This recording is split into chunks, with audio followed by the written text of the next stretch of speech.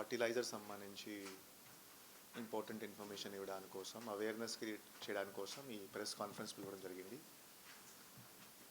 ముఖ్యంగా ప్రభుత్వం నుంచి గత ఒక సంవత్సరం సుమారుగా వాళ్ళు ఒక కొత్త సిస్టమ్స్ మీద పనిచేశారు. సో ఆ సిస్టమ్ అంటే ఎట్లా ఉంటుంది, ఫర్టిలైజర్ అవైలబిలిటీ కరెక్ట్గా అవైలబుల్ చేయాలి. ఒకటి, ఫర్టిలైజర్ అవైలబిలిటీ ప్రతి చోట చేయాలి. రెండోది, తర్వాత ఎవరెవరు ఫర్టిలైజర్ తీసుకుంటున్నారు ప్రతి ఒక్క మనిషి కరెక్ట్ రికార్డ్ ఏర్పాటు చేయాలి. మూడోది, ప్లస్ 4 మిస్యూజ్ ప్రివెంట్ చేయాలి. సో ఈ 4 ఆబ్జెక్టివ్స్తో ఒక ఏపీఏఐఎంఎస్ సిస్టమ్ గత ఒక 2 నెలల నుంచి ప్రారంభించడం జరిగింది. సో ఈ ఏపీఏఐఎంఎస్ సిస్టమ్ అంటే ఏమిటి, దాట్ ప్రతి ఒక్క రైతులకి ఈ పంట బట్టి ఒక కోట ఫిక్స్ చేయడం జరుగుతుంది. ఆ కోట బట్టి మీరు ఆ సీజన్లో ఎప్పుడైనా మీరు ఆ క్వాంటిటీ తీసుకోవచ్చు. సపోజ్ నేను ఒక ఫోడర్ నేను ఉత్పత్తి చేస్తున్నాను, నాకు 1 ఏకర్ భూమి ఉంది. సో నాకు 3 బ్యాగ్స్ వరకు ఎలిజిబిలిటీ. ఈ 3 బ్యాగ్స్ నేను ఎప్పుడైనా తీసుకోవచ్చు. అంటే ఇప్పుడు కూడా తీసుకోవచ్చు. ఇప్పుడు నేను 1 బ్యాగ్ తీసుకోవచ్చు, 1 నెల తర్వాత ఇంకొక బ్యాగ్ తీసుకోవచ్చు, ఇంకొక నెల తర్వాత ఇంకొక బ్యాగ్ తీసుకోవచ్చు. సో ఒక రైతులకి కాన్ఫిడెన్స్ క్రియేట్ చేయడానికి కోసం అంటే ఇది మీ కోట, ఇది సైంటిఫిక్గా మనం కనుక్కుంటున్నాము దట్ మీకు ఇది అవసరం ఉంటుంది, మీరు ఇప్పుడే తీసుకోవచ్చు, రేపు తీసుకోవచ్చు, 1 నెల తర్వాత తీసుకోవచ్చు. సో ఈ సిస్టంలో ఏమవుతుంది, ఈ పంట డేటాతో ఇంటిగ్రేట్ చేసి ఓటీపీ ద్వారా కానీ బయోమెట్రిక్ ద్వారా కానీ ఒక ఫార్మర్స్ అథెంటికేట్ చేస్తారు. ఫార్మర్స్ ఒక చోట తీసుకుంటే వేరే చోట తీసుకోవడానికి వీలు ఉండదు. టేక్ అన్ ఎగ్జాంపుల్, గత సంవత్సరం చూస్తే కొంతమంది ఫార్మర్స్ పెద్ద పంజాని నుంచి, పలంనేరు నుంచి పొంగనూరుకి వెళ్తారు, అక్కడి నుంచి ఫర్టిలైజర్ తీసుకుంటారు. మళ్ళీ పెద్ద పంజానీలో పలంనేరులో అవైలబుల్ ఉంటే అప్పుడు కూడా తీసుకుంటారు. అప్పుడు ఏమవుతుంది, చిన్న రైతులకి, కౌలు రైతులకి ఫర్టిలైజర్ అవైలబిలిటీ ఉండదు, షార్టేజ్ ఉంటుంది. బట్ ఇప్పుడు ఈ సిస్టంలో ఏమవుతుంది, ప్రతి ఒక్క ఫార్మర్ ఒక అకౌంట్, ఒక కోట ఫిక్స్ చేస్తున్నాను ముందు నుంచి.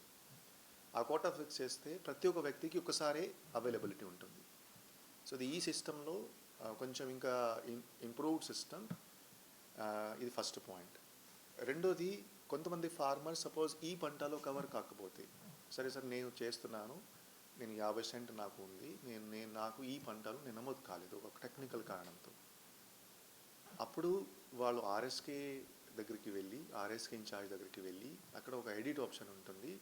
ఎడిట్ ఆప్షన్లోనే ప్రతి ఒక్క ఆర్ఎస్కేకి ఆ ఇన్స్ట్రక్షన్ ఇవ్వడం జరిగింది దాట్ మీరు ఆ ఫార్మర్స్ ఇంటిగ్రేట్ చేయాలి. ఆ ఫార్మర్స్ ఇంటిగ్రేట్ అయితే ఇమీడియట్గా మళ్ళీ వాళ్ళకి ఫర్టిలైజర్ ఇవ్వడం జరుగుతుంది. కొన్నిసారి ఏమవుతుంది, రెవెన్యూ రికార్డ్స్లో కొన్ని ప్రాబ్లమ్స్ ఉంటాయి.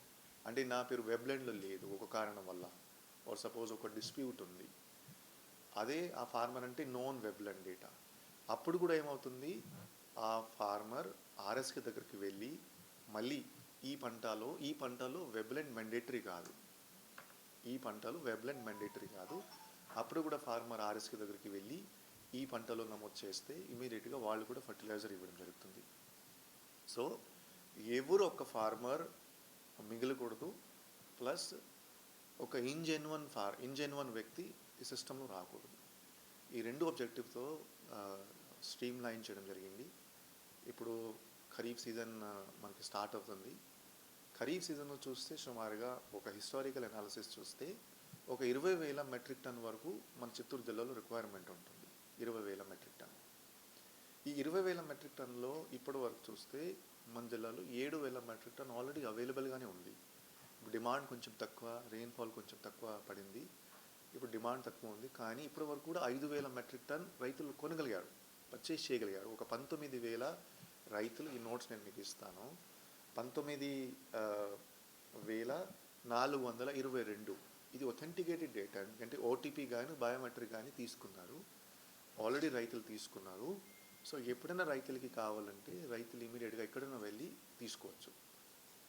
ఇప్పుడు ఫర్టిలైజర్, యూరియా కానీ డిఏపి కానీ ఒకటి ఆర్ఎస్కే స్థాయిలో పెట్టడం జరిగింది, అగ్రికల్చర్ సొసైటీస్ స్థాయిలో పెట్టడం జరిగింది, మార్కెట్ ద్వారా ఎఫ్పిఓ స్థాయి పెట్టడం జరిగింది, ఇంకా కాకుండా ప్రైవేట్ డీలర్ స్థాయి కూడా పెట్టడం జరిగింది. ఈ 4 చోట పెట్టడం జరిగినాయి. అండ్ రైతులకి ఒక అవగాహన ఉంది, ఇది నా కోట, ఆ కోట బట్టి ఇప్పుడు తీసుకోవచ్చు, రేపు తీసుకోవచ్చు. ఈరోజు తీసుకుంటే సపోజ్ నేను మొత్తం తీసుకుంటే దెన్ అతని బాధ్యత రైతులకి దట్ నేను ఆ సీజన్ బట్టి నేను చూసుకోవాలి. టేక్ అన్ ఎగ్జాంపుల్ ప్యాడీ రైతులకి ఒక 2 బ్యాగ్స్ ఇవ్వడం జరుగుతుంది.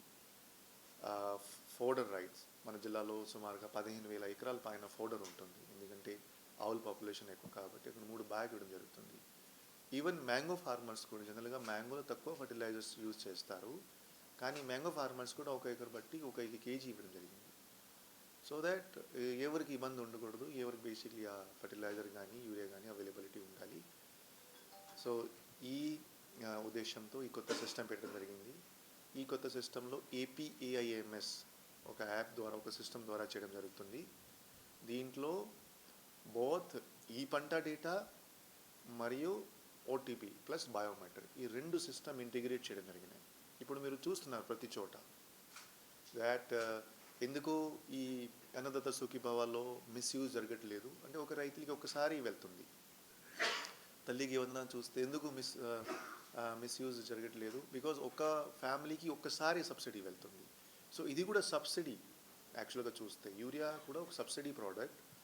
అండ్ కొన్ని సందర్భంగా గతంలో వచ్చినాయి చిన్న రైతులు మిగిలిపోతారు, చిన్న రైతులకి అవకాశం దొరకట్లేదు, పెద్ద రైతులు తీసుకువెళ్ళిపోతున్నారు.